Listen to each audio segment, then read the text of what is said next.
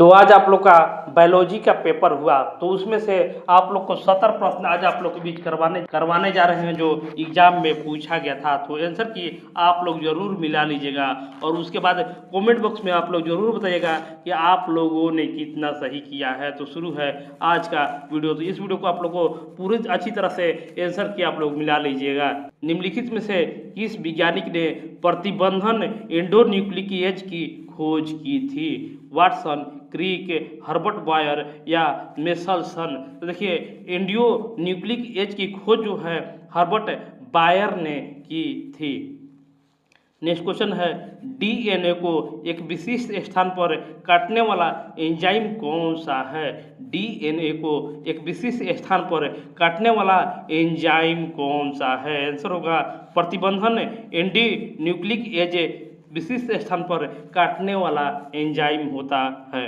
अधिक मात्रा में उत्पाद प्राप्त करने हेतु बड़े आयतन वाला पात्र को क्या कहा जाता है? अधिक मात्रा में उत्पाद प्राप्त करने हेतु बड़े आयतन वाले पात्र को क्या कहा जाता है? फॉर्मेटर, बायोएक्टर या ऑटोक्लेव? तो देखिए आयतन वाले पात्र को बायोएक्टर कहा जाता है। नेक्स्ट क्वेश्चन है, डीएनए को दोनों श्रृंखलाओं के आधार पर किससे बना होता है? डीएनए की दोनों श्रृंखलाओं के आधार पर किससे बना होता है? आंसर होगा शर्करा फास्फेट। तो आप लोग फटाफट अपना आंसर की जरूर मिला लीजिएगा। डीएनए खंडों के समान चिपचिपे सिरे पाने के लिए क्या आवश्यक होता है? देखिए चिपचिपे सिरे पाने के लिए क्या आवश्यकता होती है डीएनए में? आंसर होगा प्रतिबंधन एंडोन्यूक्लिक एज का प्रयोग होता है। जेल इलेक्ट्रोफोरेसिस में डीएनए खंड की इलेक्ट्रोड की ओर जाती है। जेल इलेक्ट्रोफोरेसिस में डीएनए खंड किस इलेक्ट्रोड की ओर जाती है? आंसर होगा एनोड की ओर डीएनए खंड में इलेक्ट्रोड जाती है। प्रतिकृति का आरंभ स्थल किसे कहते हैं? प्रतिकृति का आरंभ स्थल किसे कहते हैं? टेलीमियर, सेंटीमियर, ओरिजिन ऑफ रिप्लिकेशन और ओपेरॉन? तो देखिए प्रतिकृति का आरंभ स्थल जो होता है ORI को कहा जाता है, ओरिजिन ऑफ रिप्लिकेशन। शुक्रजनक नलिकाओं में कौन सी कोशिकाएं पाई जाती है? शुक्रजनक नलिकाओं में कौन सी कोशिकाएं पाई जाती है? लेडिक और सर्टोली दोनों कोशिका शुक्रजनक की कोशिकाओं में पाई जाती है। भ्रूण में अंगुलियों का विकास कितने माह तक होता है? भ्रूण में अंगुलियों का विकास कितने माह तक होता है? 1 माह, 2 माह, 4 माह या 6 माह? तो भ्रूण में अंगुलियों का विकास जो है 2 माह से ही शुरू हो जाता है।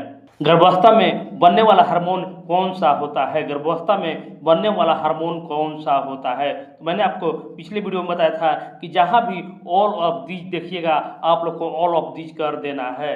HCG, HPL और रिलैक्सिन ये सभी जो है गर्भावस्था में बनने वाला हार्मोन होता है।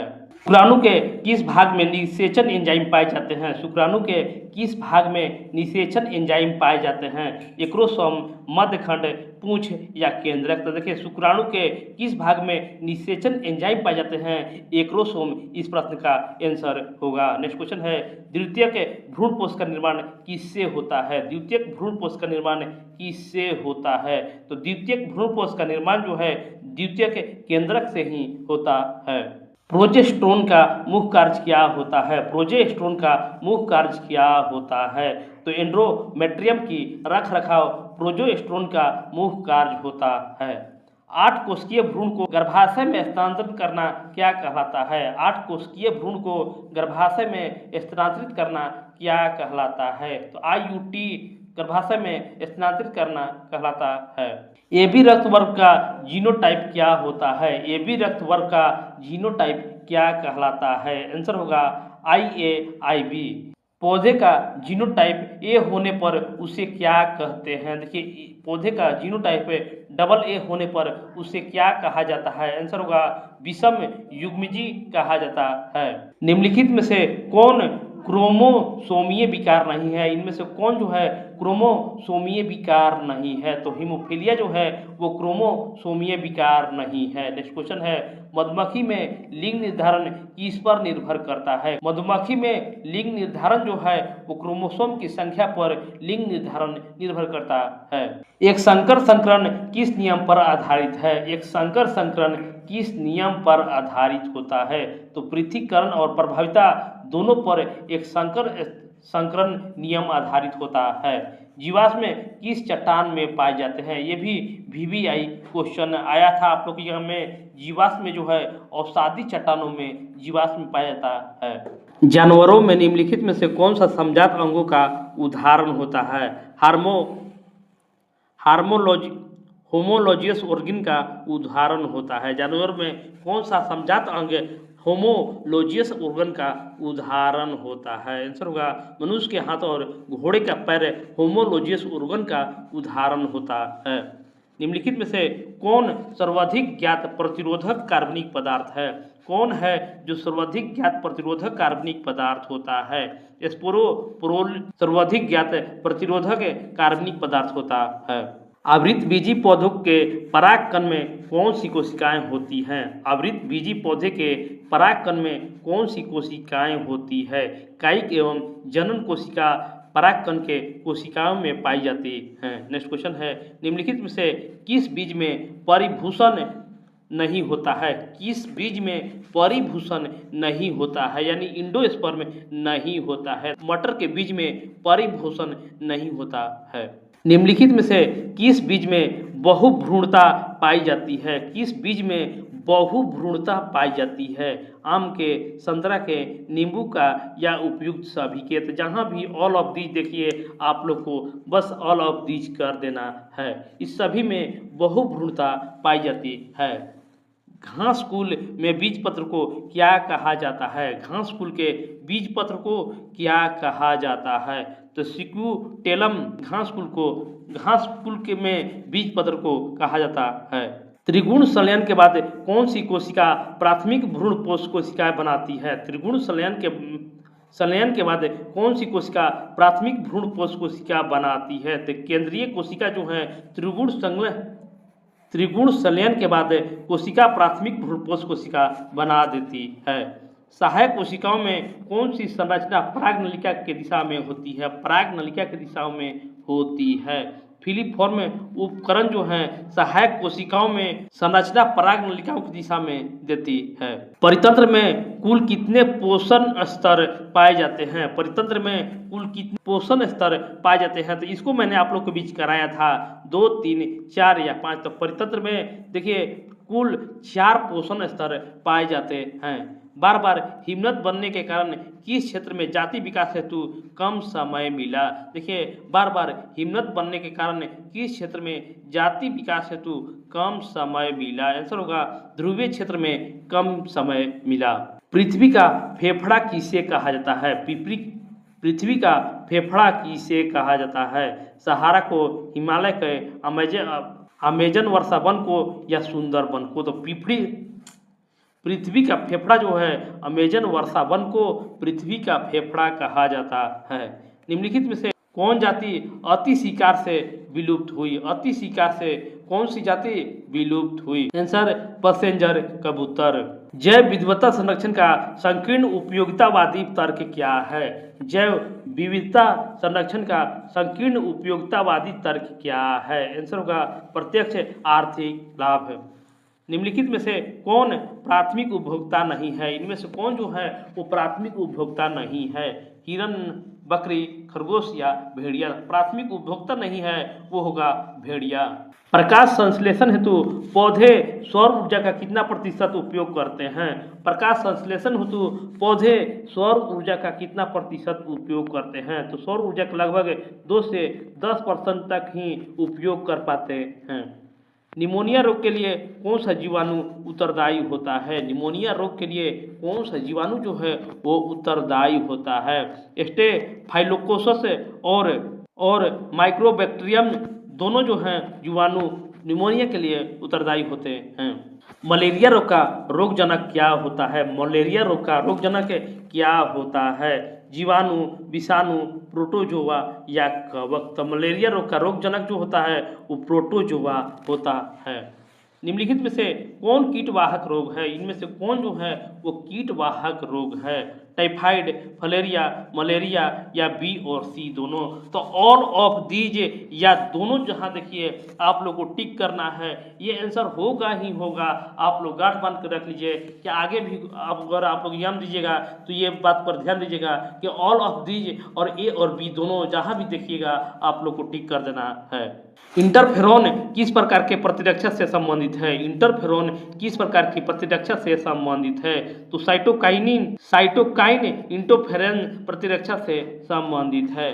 कोशिका मध्य स्थित प्रतिरक्षा के लिए कौन उत्तरदायी होता है? कोशिका मध्य स्थिति प्रतिरक्षा के लिए कौन उत्तरदायी होता है? आंसर होगा टी, लसिकानु मध्य प्रतिरक्षा के लिए उत्तरदायी होता है।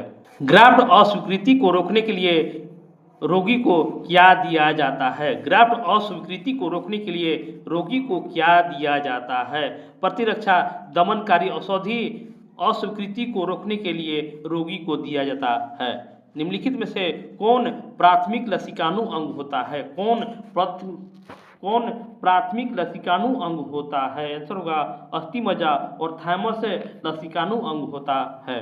किस विषाणु में रिवर्स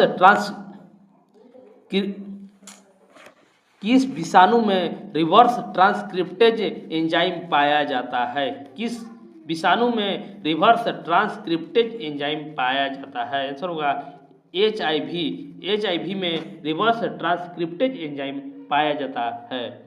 डोपामीन का परिवहन किस द्रव के माध्यम से होता है? डोपामीन का परिवहन किस द्रव के माध्यम से होता है? तो रक्त के माध्यम से डोपामीन परिवहन के माध्यम से होता है। मानव में एड्स रोग का कारक क्या होता है? तो इसका जब आपको कमेंट बॉक्स में आप लोग को देना है कि मानव में एड्स रोग का कारण क्या होता है। टीकाकरण से कौन सी प्रतिरक्षा उत्पन्न होती है? टीकाकरण से कौन सी प्रतिरक्षा उत्पन्न होती है? जन्मजात, सक्रिय अर्जित, निष्क्रिय या कोशिकीय? तो प्रतिरक्षा जो है वो सक्रिय अर्जित होता है। रक्त में एंटीबॉडी का निर्माण कौन करता है? रक्त में एंटीबॉडी का निर्माण कौन करता है? तो एंटीबॉडी का निर्माण बी, लसिकानु एंटीबॉडी का निर्माण करता है।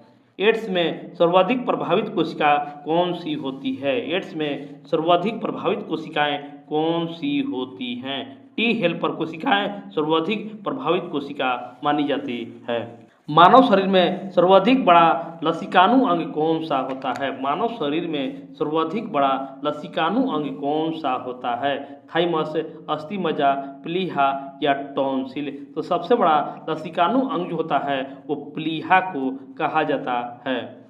जीवाणु में अनुवांशिक पदार्थ क्या होते हैं? जीवाणु में अनुवांशिक पदार्थ क्या होता है? तो अनुवांशिक पदार्थ DNA को कहा जाता है। माइटोकॉन्ड्रिया को क्या कहा जाता है? माइटोकॉन्ड्रिया को क्या कहा जाता है? कोशिका का मस्तिष्क, कोशिका का पाचन तंत्र, कोशिका का पावर हाउस या कोशिका का दीवार? तो आप लोगों ने क्या आंसर किया कमेंट बॉक्स में जरूर कमेंट कीजिएगा। माइटोकॉन्ड्रिया को क्या कहा जाता है? प्रकाश संश्लेषण की क्रिया किस कोशिकांग में होता है? प्रकाश संश्लेषण की क्रिया किस कोशिकांग में होता है? तो क्लोरोप्लास्ट में प्रकाश संश्लेषण की क्रिया कोशिकांग में होता है। पौधे में जल का परिवहन किस ऊतक के द्वारा होता है? पौधे में जल का परिवहन किस ऊतक के द्वारा होता है? जल का परिवहन जो है जाइलम के द्वारा पौधे में जल का परिवहन होता है। भोजन का परिवहन पौधे के किस ऊतक के द्वारा होता है?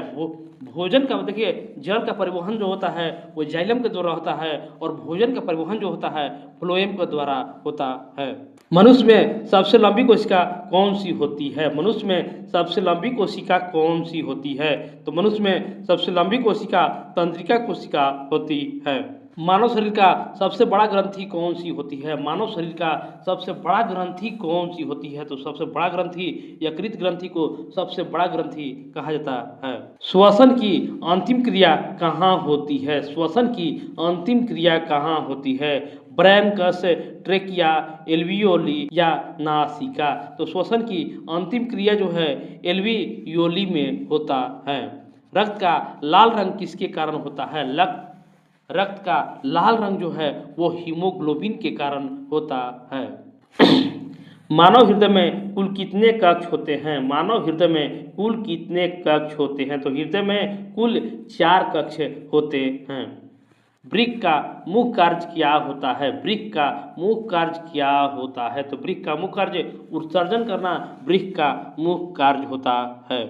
मूत्र का निर्माण किस प्रक्रिया के द्वारा होता है? मूत्र का निर्माण किस प्रक्रिया के द्वारा होता है? पारासरण, निस्यंदन, विसरण या सक्रिय परिवहन? तो मूत्र का निर्माण जो है वो निस्यंदन के प्रक्रिया से होता है।